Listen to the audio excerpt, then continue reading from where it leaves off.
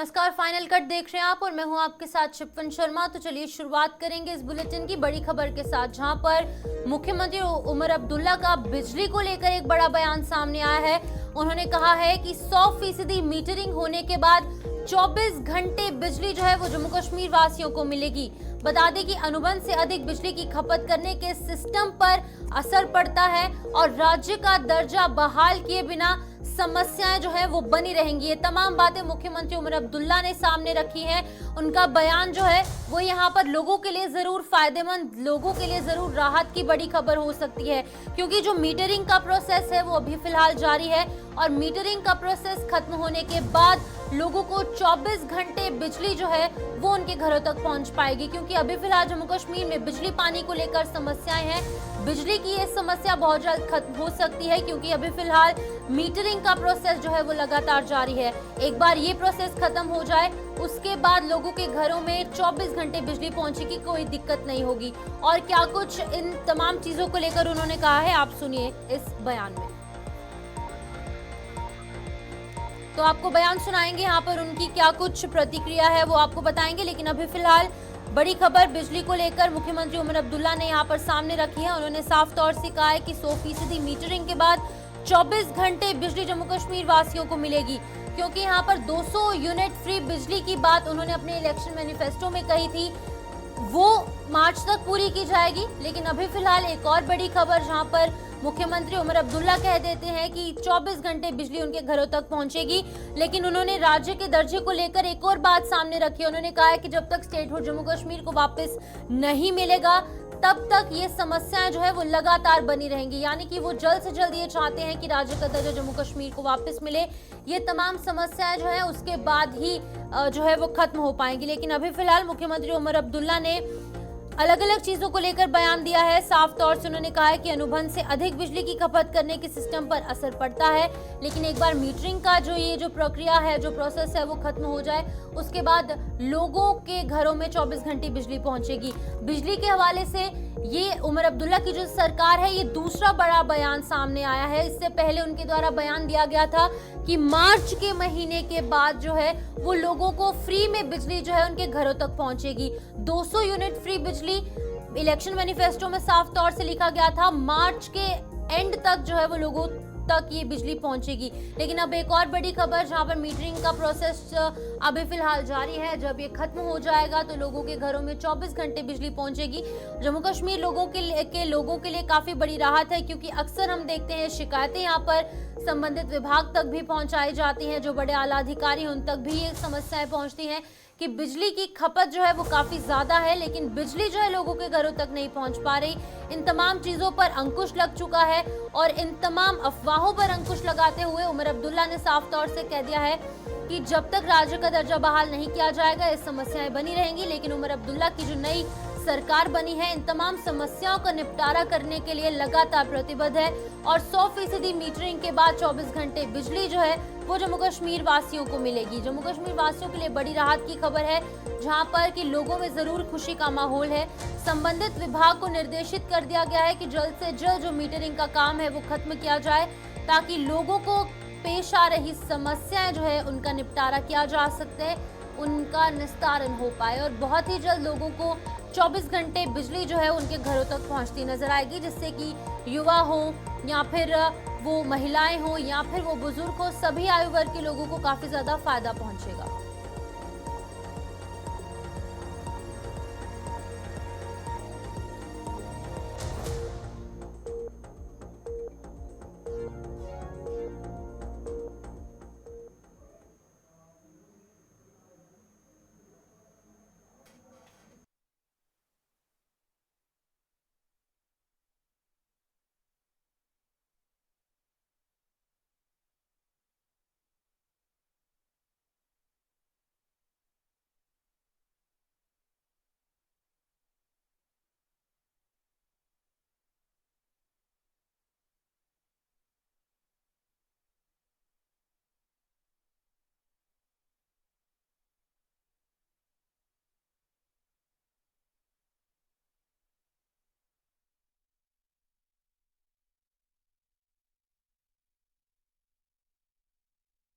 आगे बढ़ जाएंगे। मुख्यमंत्री उमर अब्दुल्ला ने विभिन्न प्रतिनिधि मंडलों से मुलाकात की और सामाजिक क्षेत्रों में सामने आने वाली चुनौतियों का समाधान करने के लिए काम करने की अपनी सरकार की प्रतिबद्धता पर बात की। मुख्यमंत्री ने ये बात अपने जनसंपर्क कार्यक्रम के दौरान कही, जहां कश्मीर के विभिन्न हिस्सों से आए कई प्रतिनिधि मंडलों और व्यक्तियों ने अपनी समस्याएं और अपनी मांगे रखी हैं। बता दें कि मुख्यमंत्री ने शिक्षा, हस्तशिल्प, श्रम और स्वास्थ्य क्षेत्रों के प्रतिनिधियों सहित विभिन्न जो क्षेत्र हैं उनके प्रतिनिधियों से मुलाकात की, जिन्होंने कि तत्काल ध्यान देने योग्य मुद्दे उठाए। प्रतिनिधि मंडलों में कॉलेज शिक्षकों की सेवानिवृत्त की आयु बढ़ाने, शेल निर्माताओं और स्वास्थ्य कार्यकर्ताओं के लिए समर्थन की शिकायतें शामिल थी। व्यापारियों ने लाल चौक और अन्य बाजारों की समस्याएं यहां पर सामने रखी। बता दें कि मुख्यमंत्री ने सभी को आश्वासन दिया कि उनकी समस्याओं को प्राथमिकता के आधार पर हल किया जाएगा। इसी बीच ईजेईसी के अध्यक्ष वाजिद दुर्रानी के नेतृत्व में प्रतिनिधिमंडल ने मुख्यमंत्री उमर अब्दुल्ला से मुलाकात की और 33 मांगों वाला एक ज्ञापन उन्हें सौंपा।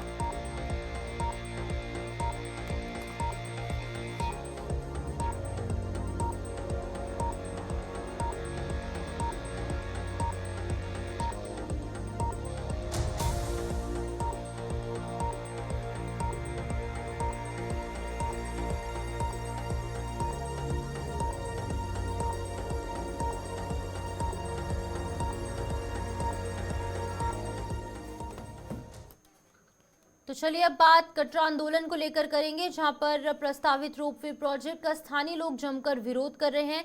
प्रस्तावित रोपवे प्रोजेक्ट के खिलाफ कटरा में 72 घंटों के बंद का आह्वान किया गया था, जिसका आह्वान कटरा संघर्ष समिति सहित स्थानीय संगठनों ने किया। आज दूसरे दिन भी कटरा में विरोध प्रदर्शन जारी है। तमाम संगठनों ने कल हिरासत में लिए गए कटरा संघर्ष समिति के सदस्यों की रिहाई की मांग की और रोपवे प्रोजेक्ट को बंद करने की मांग की गई।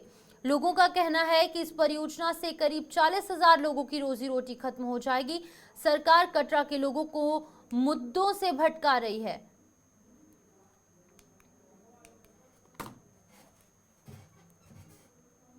ये पूछना चाहता हूँ एडमिनिस्ट्रेशन से, क्या पीसफुली जो हमारा हिंदुस्तान का संविधान है, अपनी बात रखने का हक सबको दिया गया। अगर लोग आराम से बैठ के यहाँ पे अपने हक की लड़ाई लड़ना चाहते हैं तो आप क्यों इनको लोगों को डिस्टर्ब कर रहे हो? इन्होंने दुकानें बंद की है, आप इनको उठा उठा के जेलों में डाल रहे हो, डंडे बरसा रहे हो। इन लोगों ने कोई बदमाशी नहीं की है, ना किसी का कत्ल किया हुआ है। ये लोग अपने पापी पेट का सवाल है, अपने हक की लड़ाई लड़ रहे हैं, सरकार के खिलाफ, गंडोलों के खिलाफ आवाज उठा रहे हैं।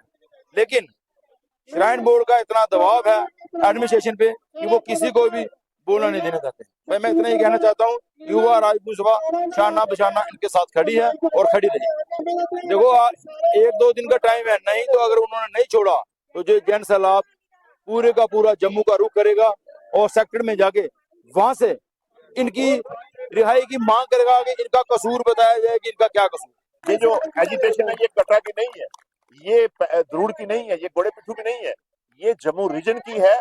जम्मू रीजन का ये डेस्टिनेशन है। जम्मू रीजन से लोग काम करते हैं। यहाँ पर कटरा में अगर 5,000 कटरा वाले लोग काम करते होंगे, उससे ज्यादा तो 50,000 बाहर के लोग काम करते हैं। इसलिए इस एजिटेशन में आज सभी लोग, इस पार्टी के सभी पार्टियों के लोग यहाँ पे हैं। कल आपने देखा हमारे साथ एमएलए जो हमारे यहाँ रहे, मिनिस्टर रहे हैं, अजय नंदा जी यहाँ थे। मेरे साथ अभी चेयरमैन साहब बैठे हैं, अपने शशि जी। इसी तरीके से बीडीसी के, डीडीसी के सभी चेयरमैन और सभी लोग यहाँ थे। और यहाँ इस वक्त आप देख रहे हैं आज उनकी इस कार्रवाई से, इस गंदी हरकत से, इस तानाशाही से आज पूरी डिस्ट्रिक्ट जल रही है। रियासी में भी प्रोटेस्ट है, पास वाली डिस्ट्रिक्ट उधमपुर में भी प्रोटेस्ट है। मुझे अभी पता चला, जैसे अभी हैप्पी जी आपको बता रहे थे, अभी आप देखिए जम्मू से जो लोग आ रहे हैं वो भी। और उसी तरीके से मैं समझता हूँ कि संघर्ष कमेटी जो मांग रही है उसके लिए ये खुद हमारे लिए रास्ता तैयार कर रहे हैं, जिससे कि लोग आए।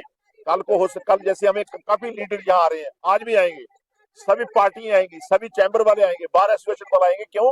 ये जम्मू की लड़ाई है, ये खाली कटरा वैष्णो देवी की नहीं है, ये आस्था की लड़ाई है।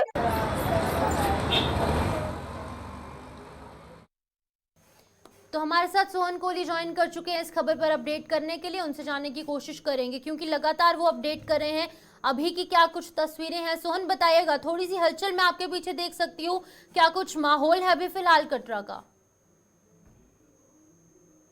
संघर्ष कमेटी की तरफ से जो प्रदर्शन यहाँ पे किया जा रहा था, यहाँ पे शालीमार गार्डन में काफी सारे लोग यहाँ पे इकट्ठे हुए थे और काफी ज्यादा संस्थाएं भी यहाँ पे उनके समर्थन में यहाँ पे पहुंची थी, चाहे वो रियासी से हो, चाहे उधमपुर से हो, चाहे जम्मू से भी कई लोग यहाँ पे उनके समर्थन में यहाँ पे उतरे थे। अभी जो है बिल्कुल मैं आपको बता दूं कि श्री माता वैष्णो देवी संघर्ष कमेटी की जो मेंबर यहाँ से उठा के लेके गए हैं, जिनको पुलिस ने हिरासत में लिया, उनकी यही मांग है कि जल्द से जल्द उनको रिहा किया जाए।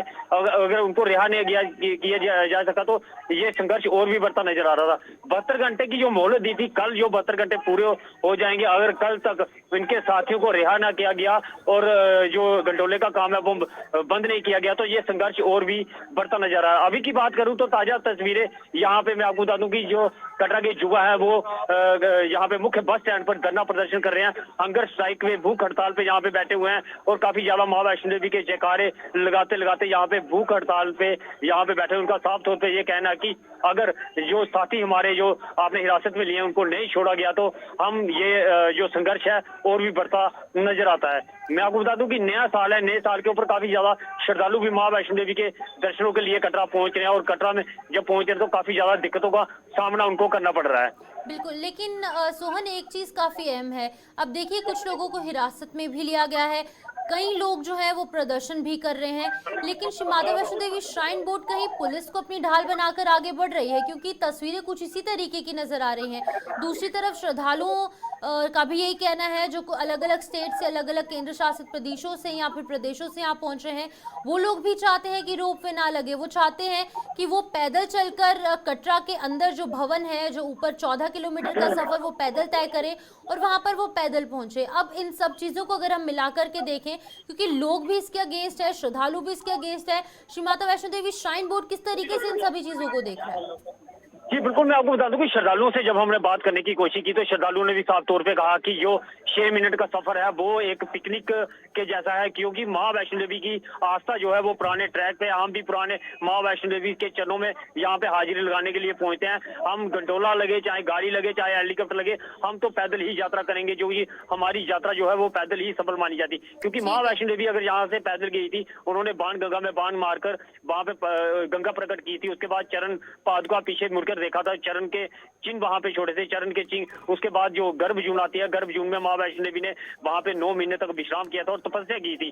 आखिरकार मैं साफ तौर पे ये कहना चाहता हूँ कि ये श्रद्धालु जो मां वैष्णो देवी के साथ यहाँ पे दर्शन करने के लिए आते हैं, उनकी कहीं ना कहीं आस्था जुड़ी है और इन लोगों का ये साफ तौर पे कहना है कि अगर गंडोला यहाँ पे हम नहीं लगने देंगे, क्योंकि ये जो श्री माता वैष्णो देवी श्राइन बोर्ड की तरफ से जो ताराकोट मार्ग पे गंडोला लगाया जा रहा है उसको हम गंडोले को नहीं लगने देंगे और आस्था जो है मां वैष्णो देवी की जो पुराना ट्रैक है उसी को डेवलप किया जाए। ठीक है सोहन, आप इसी तरीके से नजर बनाए रखे उस पूरे आंदोलन पर, आपसे समय समय पर अपडेट जरूर लेंगे। लेकिन फिलहाल जहां पर एक तरफ कटरा में आंदोलन हो रहा है, वहीं पर दूसरी अलग अलग जगहों में भी लगातार इस रोपवे के अगेंस्ट, इसके विरुद्ध जो है वो प्रदर्शन देखने को मिल रहे हैं।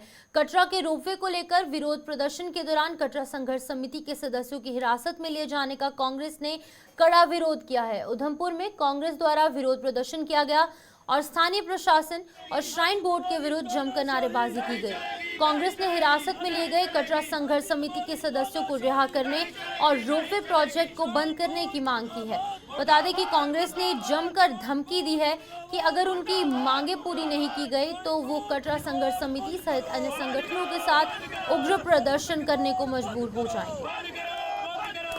क्योंकि आप देख रहे हो कटरा में पिछले कई दिनों से प्रदर्शन चल रहे हैं और एक कमेटी गठित की गई है, श्री माता वैष्णो देवी संघर्ष समिति कमेटी, जिन्होंने 72 घंटे की हड़ताल की थी, कटरा बंद का ऐलान किया था, लेकिन एलजी के इशारे पे देर रात के अंधेरे में उनको चोरों की तरह हमारे साथी जो कि पीसफुल तरीके से बैठे थे उनको जेलों में बंद किया गया। आज का हमारा प्रदर्शन उनकी जेलों से रिहाई की मांग और जो रोपवे का प्रोजेक्ट लगाया जा रहा है उसको बंद करने के खिलाफ है, क्योंकि इस प्रोजेक्ट के चलते कटरा में हमारे जिले से भी कई लोग, हमारे पिट्ठू यूनियन वाले लोग, गोड़ा यूनियन वाले लोग जो कि सड़कों पे आ जाएंगे, उनका रोजगार छीन जाएगा। हम इसके खिलाफ है और आज हम यह मांग करते हैं एलजी। वहीं कठुआ में रोपवे प्रोजेक्ट और कटरा संघर्ष समिति के सदस्यों की गिरफ्तारी को लेकर जन जागृति मंच कठुआ विरोध प्रदर्शन कर रही है। इस दौरान जन जागृति मंच कठुआ द्वारा ताराकोट रोड से सांची छत तक प्रस्तावित रोपवे परियोजना का विरोध किया और इसके खिलाफ जमकर नारेबाजी की गई। इस मौके पर जन जागृति मंच ने कहा कि ये लोगों के हित में नहीं है और इससे कई लोगों की रोजी रोटी प्रभावित होगी। उन्होंने हिरासत में लिए गए प्रदर्शनकारियों को जल्द रिहा करने की मांग की है।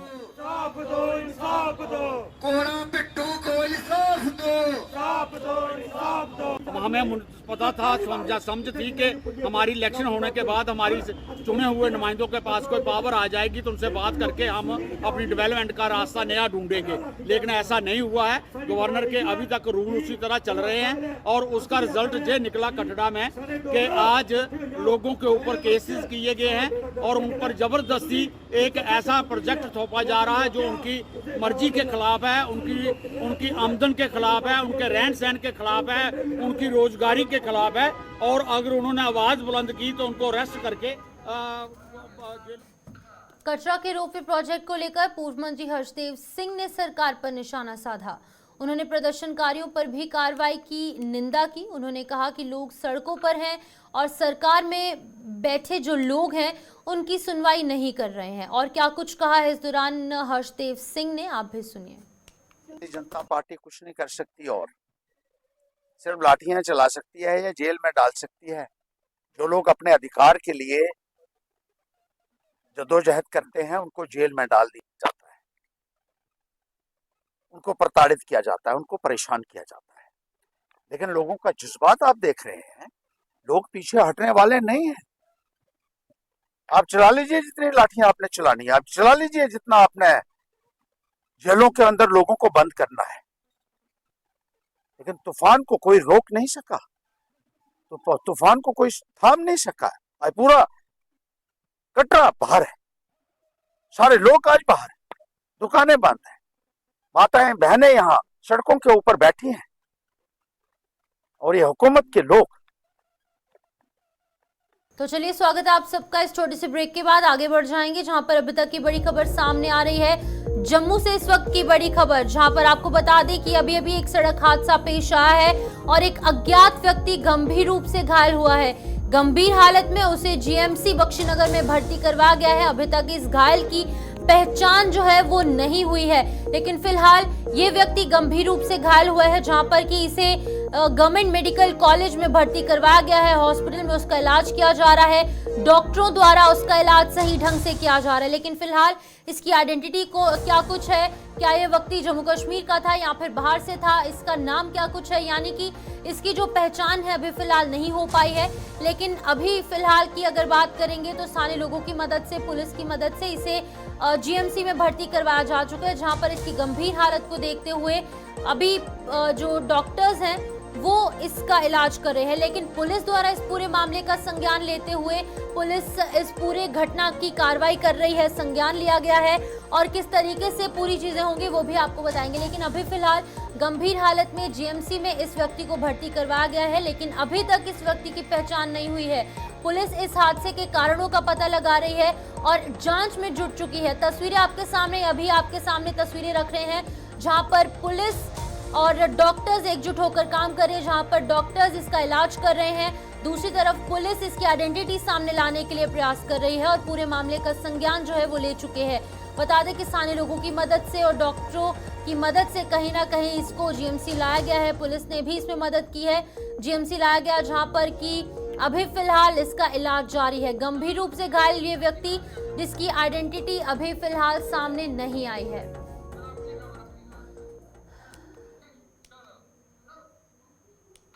तो चलिए आगे बढ़ जाएंगे। रियासी के बिड्डा में सीआरपीएफ की 126 बटालियन द्वारा नशा मुक्ति अभियान चलाकर लोगों को जागरूक किया गया। तेजी से फैल रहे नशे के लत में लगातार युवक फंसते जा रहे हैं, जिसका यहां पर खामियाजा जो है वो लोगों को भुगतना पड़ रहा है। इसका ध्यान रखते हुए सीआरपीएफ की तरफ से अभियान चलाया गया। इस अभियान के दौरान कार्यक्रम में नशे से होने वाले नुकसान के बारे में लोगों को अवगत करवाया गया और साथ ही साथ कार्यक्रम के दौरान नशा ना करने और नशे से बचने के लिए शपथ भी दिलवाई गई। देखिए, भारत सरकार की ministry of social justice and empowerment, साथ ही साथ गृह मंत्रालय, इन दोनों के द्वारा इस चीज पे काफी जोर दिया गया है कि जो भारत का युवा है वो नशे से मुक्त हो। भारत सरकार का अभियान है नशा मुक्त भारत। साथ ही साथ जम्मू कश्मीर की विशेष तौर पर अगर बात की जाए तो यहाँ पे काफ़ी आंकड़े जो हैं वो पिछले कुछ समय में बढ़े हैं, जिसमें जो यहाँ का युवा है वो नशे की लत में पाया गया है।